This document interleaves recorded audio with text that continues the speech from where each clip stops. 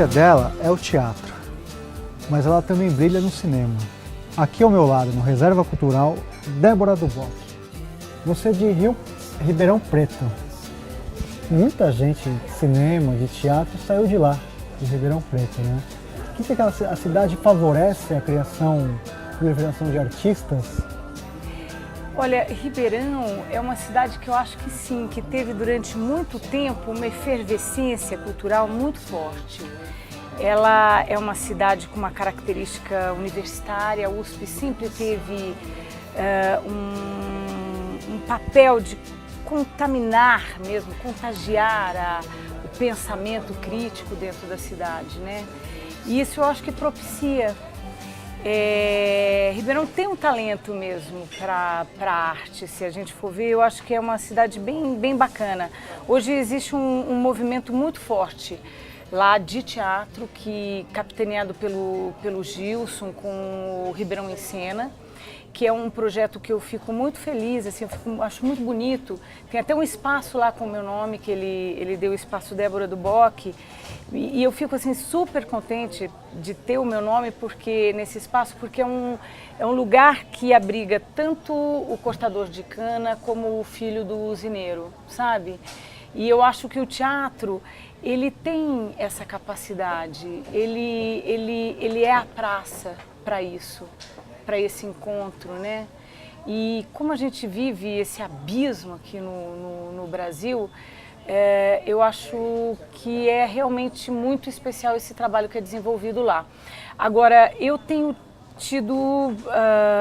tenho visto assim, que o pessoal tem batalhado demais, assim, Ribeirão tem sido penalizada, eu acho, nessa parte cultural. Acho que ela merece uma lei de incentivo cultural, ela merece ter uma política que não mude de governo para governo, sabe? São as mesmas batalhas que a gente tem aqui, né, Rafael? Assim, então, acho que Ribeirão sofre do mesmo desleixo que a arte sofre no Brasil. Sim. E foi lá que você começou a fazer teatro amador. Queria que você contasse essa passagem pra gente. Rafael, eu comecei a fazer teatro num lugar, na verdade, que abriga o cinema, que é um cineclube. E que eu tenho o maior orgulho também, porque eu trabalhei muito por esse cineclube em Ribeirão Preto, é do meu super amigo, irmão Fernando Cachaça. Quer dizer, não é dele, ele capitania isso, ele é o gestor dessa ideia desde o início, né? Que é o Cauim. Então eu comecei a fazer teatro. A primeira peça que eu fiz na minha vida foi dentro desse projeto, que era dentro de um cineclube. Logo depois eu comecei a trabalhar num grupo de teatro lá, o Agnus Arte, junto com alguns artistas que já eram profissionais, né? E na Agnus Arte eu comecei inclusive a receber cachê. Então vamos dizer que eu vivi uma relação semi-profissional, né?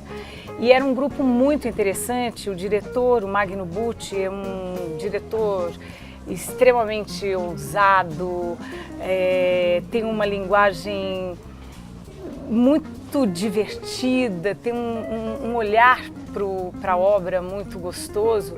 E o Zé Maurício Canho é um ator que eles dois eram os cabeças desse grupo. E ele é um ator excepcional. E nessa turma também tinha mais dois artistas que eu adoro, que é o Dino Bernardi, que além de ator é um grande artista plástico e cenógrafo, figurinista, e o Onésimo, que além de arquiteto também era ator. E nesse grupo foi muito legal, porque esse grupo eu comecei ali, eu acho que foi o germe do que fez parte até hoje do meu jeito de fazer teatro, ou cinema, ou TV, que é esse olhar para a obra, sabe? Da obra para o personagem, assim, que é muito interessante.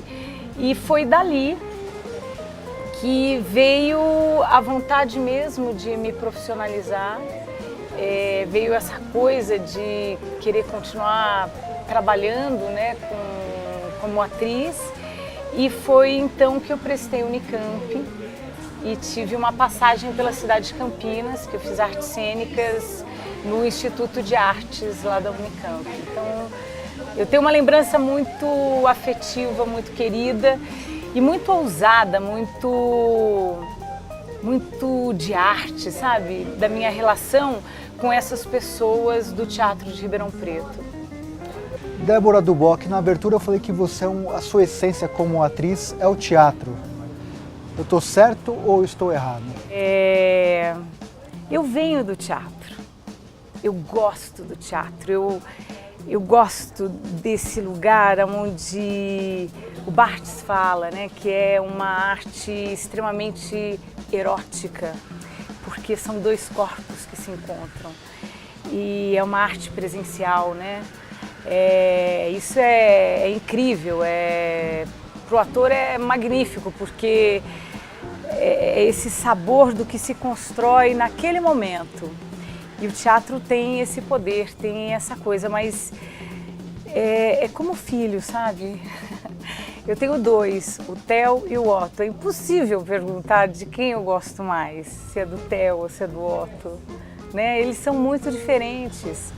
E eu adoro fazer cinema, eu aprendi muita coisa com o cinema e tive uma experiência pequena, mas essencial e incrível na televisão, que foi fazer Passione, onde eu pude contracenar com quem era meu ídolo. Então eu contracenei com a Fernanda Montenegro, contracenei com a Cleide Diáconis, com o seu Leonardo Vilar, contracenei com o Tony Ramos, com Irene Ravache, com Araci Balabanian, quer dizer, uma geração, o seu Emílio, uma geração que veio sim do teatro, mas que eu não sinto que tem pudor, sabe? Fernanda mesmo fez 400 teleteatros, fez cinema, foi tão celebrada pelo cinema, não é? Eu acho que eu comecei com o teatro, eu adoro esse lugar, ele me cura, ele é essencial para a minha vida, não consigo ficar sem, mas eu gosto de todos eles, assim, é como filho, cada um é um, cada um tem sua carinha, cada um tem sua personalidade, tem o seu jeitinho e não pode ser tratado da mesma forma, mas eu adoro todos eles. Eu queria que você falasse o seu contato, o primeiro contato com o cinema, não profissionalmente, mas como espectadora. Você se lembra como foi? Lá em Ribeirão Preto tinha um cinema, chamava-se Bristol, que hoje é uma coisa incrível, assim, eu contei que eu fui do Cauim, né? E esse cinema Bristol, eu ia todos os dias, todos os domingos, às 11 horas da manhã, tinha matinê. Na verdade, o que passava lá era Tom e Jerry, sabe? Ou algum desenho, assim, para molecada. Mas era uma farra, assim, era muita criança, é uma lembrança que eu tenho desse lugar muito bacana, porque eu lembro que a gente começou até a ir sozinhos, assim, alguns meninos, a gente muito jovens, muito novinhos, assim, com 7 anos, eu já sabia andar de ônibus sozinho em Ribeirão. Meu pai me ensinou já no pré-primário a ir até o centro de ônibus sozinha, sabe? E eu tinha essa autonomia, então eu levava meus outros amigos ao cinema também. E depois aconteceu uma coisa muito linda, assim, que foi esse meu contato com o Cauim. E o Cauim, ele tinha muitas mostras de cinema, né? Eu lembro de um ano que eu devo ter assistido mais ou menos uns 300 filmes, por aí. Eu era muito cinéfila. E como foi a sua experiência como atriz no cinema? Foi difícil entender a marcação, a fala do diretor, luz, câmera, ação? Como foi isso pra ti? Assim, quando você entrou no set e falou, agora é com você.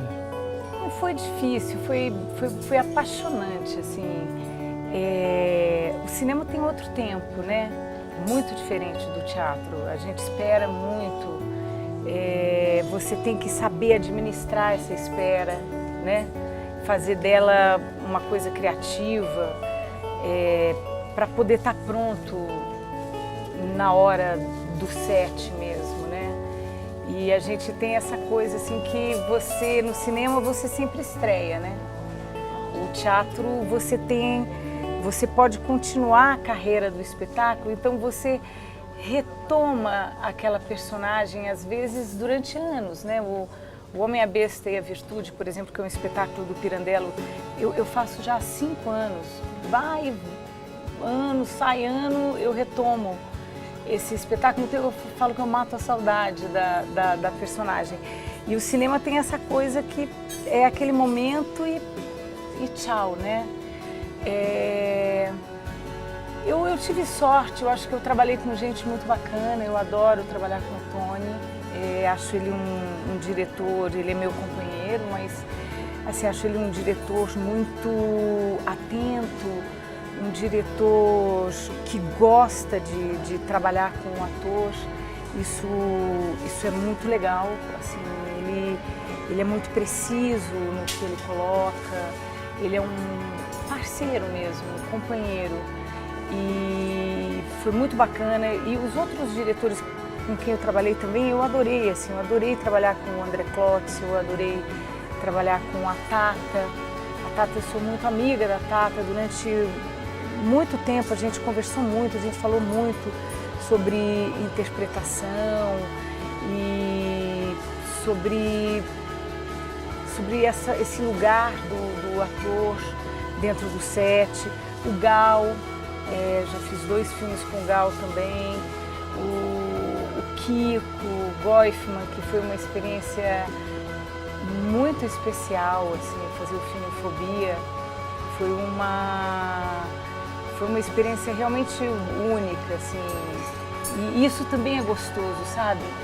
Isso também é engraçado porque cada diretor tem o seu jeito, então cada set tem a sua cor, tem o seu lugar, tem a sua dinâmica de trabalho, né? E sempre é surpreendente, assim, sempre é diferente. Mas eu gosto muito. O cinema, ele, como o teatro, ele tem uma pegada muito artesanal. Ele tem um lugar muito familiar, sabe? Aquela vida que a gente tem ali juntos, aquelas 12 horas diárias, é tudo muito intenso, né? E fica tudo muito próximo, assim. Eu gosto muito, não senti dificuldade, eu senti essa diferença, principalmente esse lugar da espera, sabe? Que o cinema tem, assim, que você tem que preencher, que você tem que administrar, as noturnas, né? Que eu gosto de dormir cedo, então a virada é sempre muito difícil para mim. E como é que administra isso para não judiar, né, do personagem, da tua energia, do teu vigor na hora que você tem que estar no set. Acho que essas coisas é mais uma forma de administrar mesmo o estar, o ser e estar da gente. Mas é um lugar diferente, bem diferente do teatro, mas tem algum ponto que ele se encontra, sabe? Assim, que tem um conforto, que é gostoso, é íntimo. Eu gosto. Assim é também na construção do personagem? Teatro, cinema? Eu tenho uma coisa que para mim é muito importante, que é o texto, sabe? É a obra. A obra, ela me move e eu sinto que isso foi desde o início da minha vida como atriz. Isso de alguma forma foi se refinando. E agora, cada vez mais, eu sinto que eu tenho que fazer menos, sabe? Que que eu tenho que ser contaminada mesmo por aquele ritmo, por aquela cor, por aquela pulsação. E nesse sentido é muito parecido, sim, o teatro e o cinema. As intensidades ou as escolhas podem ser diferentes, assim. Por exemplo, esse espetáculo que eu falei, o Homem, a Besta e a Virtude, ele é uma farsa. Eu chamei um artista para fazer o cenário, o figurino, que é o Chico Espinosa, que já na primeira cena você entende que está convencionado que é uma farsa. Agora, a premissa do cinema é o realismo, né? Então é um outro lugar. Agora, a essência de tudo isso é o mesmo lugar. Porque não adianta eu fazer essa farsa e não estar imbuída de um movimento que é real do personagem, entendeu? Eu não vou tocar ninguém no teatro. Existe um lugar, existe um núcleo que é o mesmo em qualquer lugar. Assim, eu posso fazer uma peça extremamente expressionista, não ligada à estética do realismo, mas a potência dela, o núcleo dela é o mesmo do realismo. Eu tenho que estar linkada com isso, sabe? Senão eu não toco. E é este lugar que constrói o que é humano, o que é próprio de todos nós. É esse lugar que traz a humanidade da personagem, seja dentro de uma obra impressionista, expressionista, uma comédia farsesca ou um filme realista. Latitude Zero foi o filme que alçou você, a sua carreira, num outro status. Você conquistou prêmios com esse filme e foi o que deu uma mudança significativa na sua carreira dentro do cinema? Eu adoro esse filme, Latitude Zero. Eu acho que ele tem uma força especial, assim, do que é primeiro, sabe? É que nem o Goethe, né? Ele escreveu o Fausto, o primeiro Fausto, Fausto Zero, né? Ele é bem menor que os 2 tomos que o Goethe escreveu, mas está todo lá, sabe?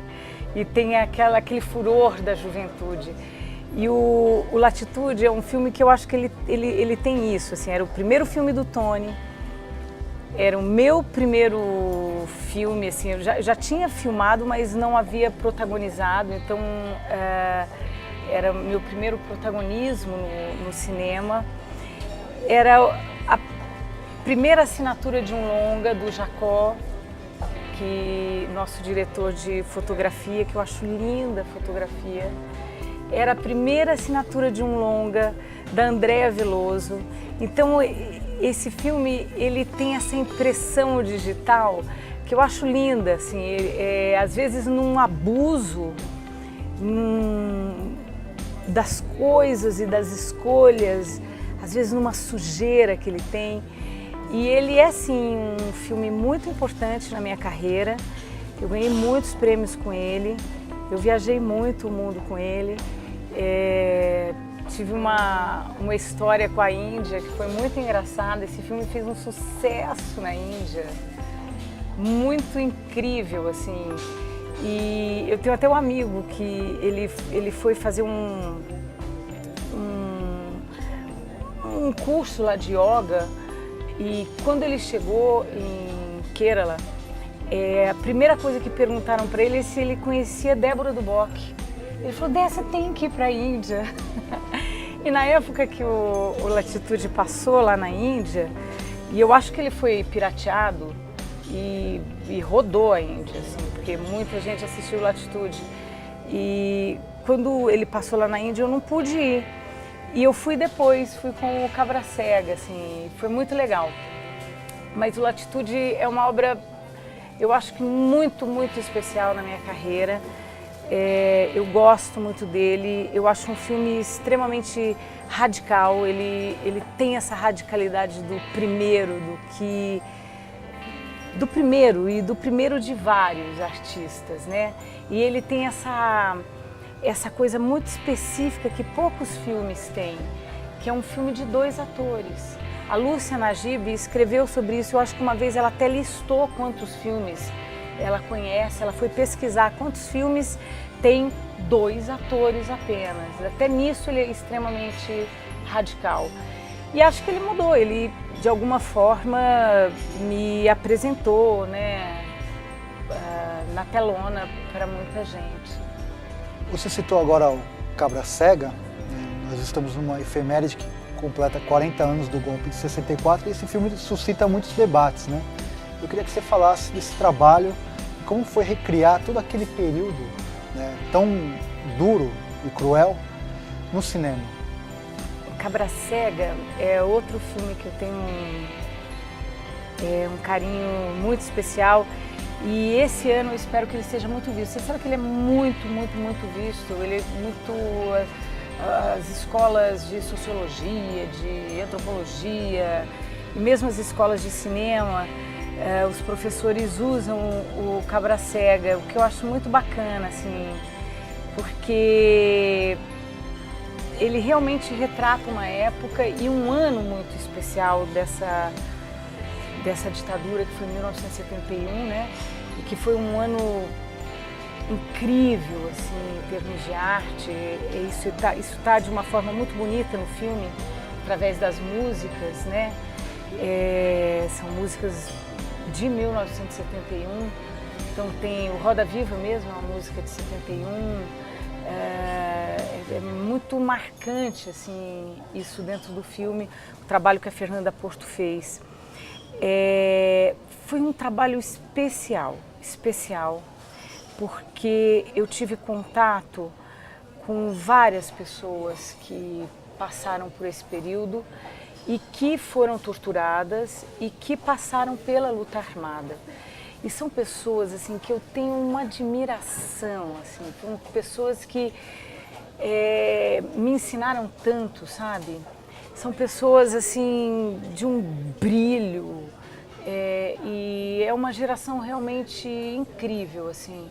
Fico pensando se às vezes se esse projeto não tivesse acontecido, sabe, da ditadura e que estrangulou tanta coisa bacana que estava acontecendo no país, como é que a gente estaria, né?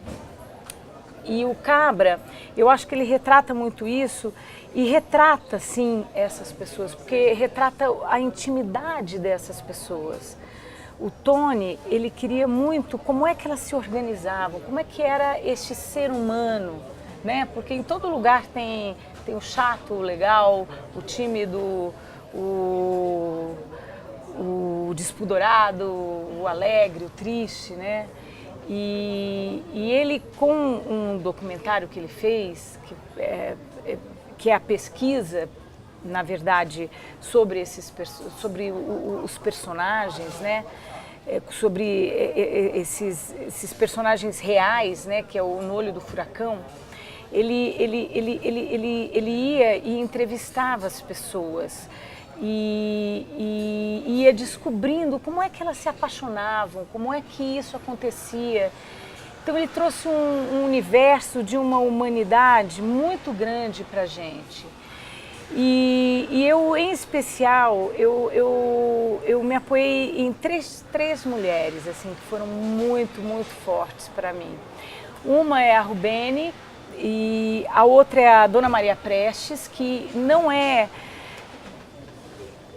necessariamente dessa época, mas assim, eu tinha já um contato com Dona Maria Prestes por conta do Tony e por causa do Velho, que ele também fez o Velho, a história de Luiz Carlos Prestes. Então eu tinha um contato com a família Prestes e conhecia a Dona Maria, que é uma pessoa que eu admiro muito, né?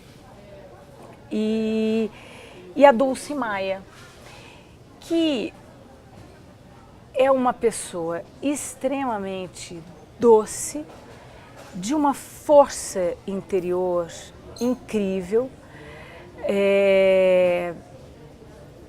que na época ela tinha toda essa ponte com os artistas, né? Mas não necessariamente isso era importante para mim, para Rosa, sabe? A personalidade mesmo da Dulce foi importantíssima. O Tony tinha 8 horas de gravação de um depoimento com a Dulce. Eu assisti isso muitas vezes, assim, e eu fiquei encantada, assim, me contaminou demais a doçura daquela mulher. Porque quando eu li o roteiro do Cabra Cega, e a personagem Rosa, ela me trazia uma luminosidade muito grande dentro de uma escuridão.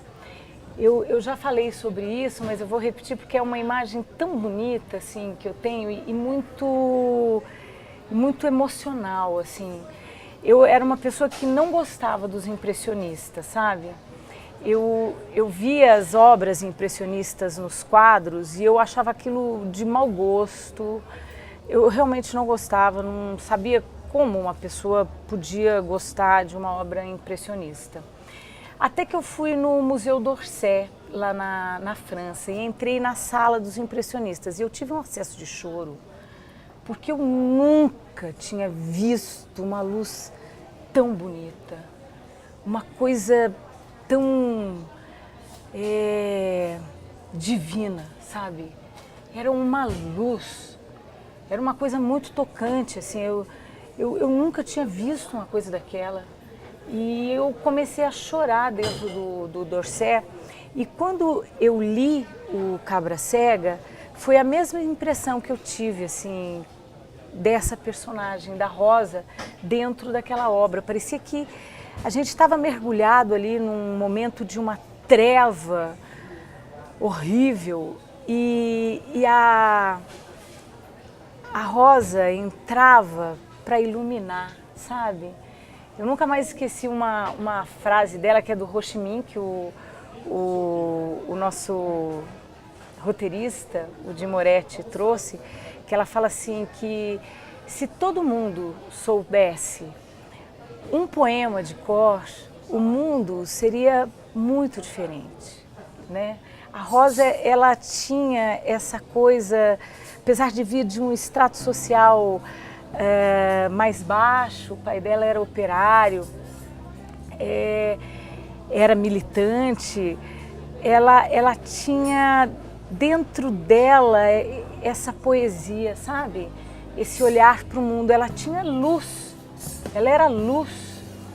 E foi muito bonita, eu escrevi agora até um artigo para a revista da Escola SP, e eu falava sobre isso, assim, nesse artigo eu falo sobre isso, assim, de que como foi importante, assim, essa primeira visão que eu tive da obra, assim, essa luz que eu vi na Rosa, e como foi importante para mim essas 3 mulheres, a Dulce Maia, como essa figura, assim, doce, sabe? E ao mesmo tempo potente na crença dela, na força dela, e sempre doce, doce. E como foi importante a minha relação com o diretor, com o Tony, na busca dessa luz, dessa personagem. O Tony foi muito parceiro meu na busca dessa doçura e dessa luz dessa personagem. E o Adrian Cooper, o diretor de fotografia. Eu lembro que eles me ajudaram muito, inclusive a Carol, a figurinista, também, assim, o Adrian ajudou muito a encontrar a luz desse figurino, sabe? Porque ele entendeu isso que eu coloquei dessa luminosidade da Rosa e ele falava, é verdade, ela é um rebatedor, ela é a luz que entra nesse aparelho negro, escuro, é isso mesmo, assim. E foi muito gostoso todo o processo do Cabra Cega, assim. A gente tinha uma liberdade muito grande.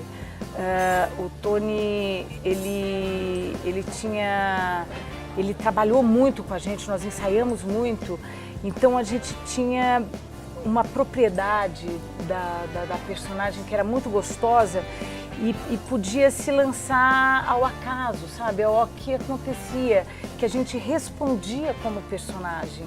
Não era a Débora que estava ali, se caía alguma coisa e eu ia pegar, por exemplo, não era a Débora que ia pegar, era a Rosa, com o jeitinho dela, com o jeito dela de se relacionar com o mundo e com as pessoas. Isso foi muito gostoso, nós tivemos uma liberdade muito grande dentro do set. E fruto, eu acho que desse trabalho que o Tony fez conosco, que eu digo que ele me ensinou a fazer jazz, sabe?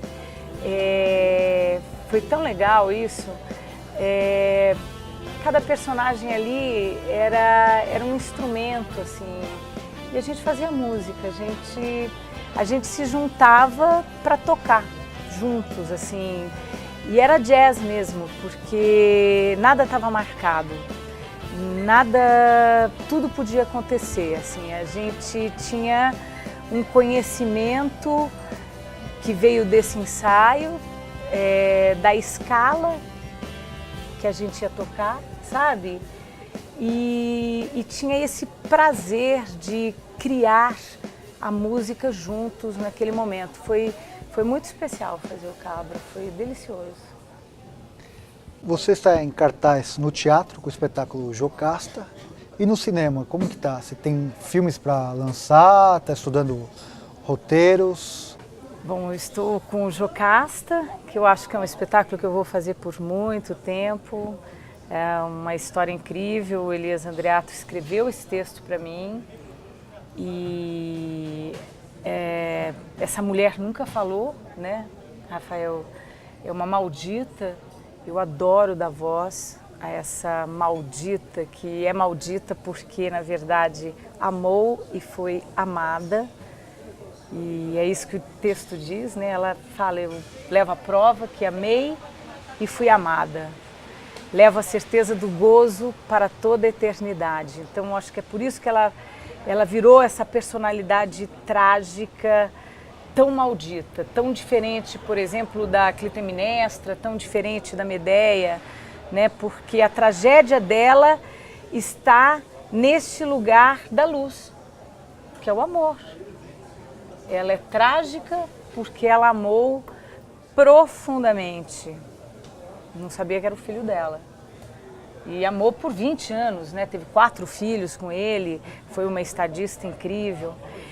Eu tô com vários projetos, assim, tenho mais outro projeto aí de teatro também, que devo estar estreando ainda esse semestre, que é com um diretor de cinema, o Mauro Batista Vedia, O Jantar, que é uma peça realista, um texto incrível. Eu vou fazer também agora nesse semestre um outro filme, uma personagem dentro do filme do Tony, a Comédia Divina. E estou muito contente porque pela primeira vez eu vou fazer no cinema uma personagem cômica. No teatro eu já fiz muitas personagens cômicas, eu adoro fazer comédia, mas não tive esse prazer nunca na tela de fazer uma personagem cômica. Eu lembro até que o Roberto Gervites, ele foi assistir o Dario Fo um dia quase igual aos outros e ele ficou espantado com a minha veia cômica. E ele falou, Del, o dia que eu tiver um filme cômico, você tá nele, assim. Porque as pessoas, principalmente do cinema, ou que me conhecem através do cinema e não no teatro, me conhecem como uma atriz extremamente dramática, né? Acho que as personagens todas que eu fiz no cinema foram dramáticas. E agora eu vou ter essa oportunidade de fazer uma personagem cômica. Fiz também uma participação numa série do João Daniel, que foi muito legal, que também foi uma personagem cômica, que eu espero que tenha a segunda temporada. E a gente já fez um ganchinho lá para que ela continue e volte com tudo. Débora Duboc, O nome desse programa é Zootropo e o subtítulo é Revelar para você o que o cinema te revela. Eu queria saber de você, o que o cinema te revela? Nossa, o cinema, ele me revela esse lugar, sabe? Esse núcleo mesmo do que nos une, assim, do que eu acho que para o trabalho do ator é fundamental. Eu acho que é chegar nesse núcleo tão essencial, porque eu falei do trabalho do ator porque eu tenho estudado muito, eu tenho estudado mesmo, tenho retomado uns estudos, umas coisas, e no cinema tudo fica muito arregalado, né? Qualquer coisa, uma força a mais, um desejo de fazer, né?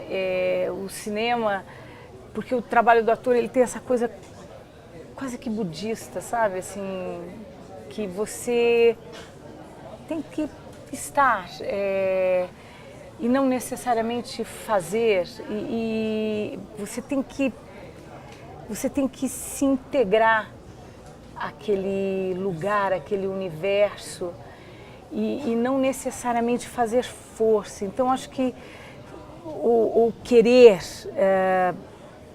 escrever, desenhar, sabe?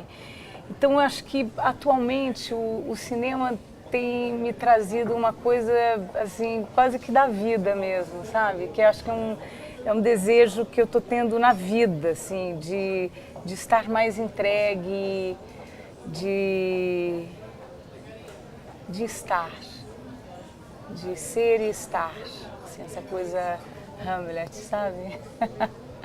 Eu acho que cinema hoje para mim está sendo muito isso, assim, e acho que traz isso para minha vida, e aí expande, é uma pedrinha que cai e que vai para tudo, sabe? Vai para o teatro, vai para a vida, vai para as relações, é um aprendizado.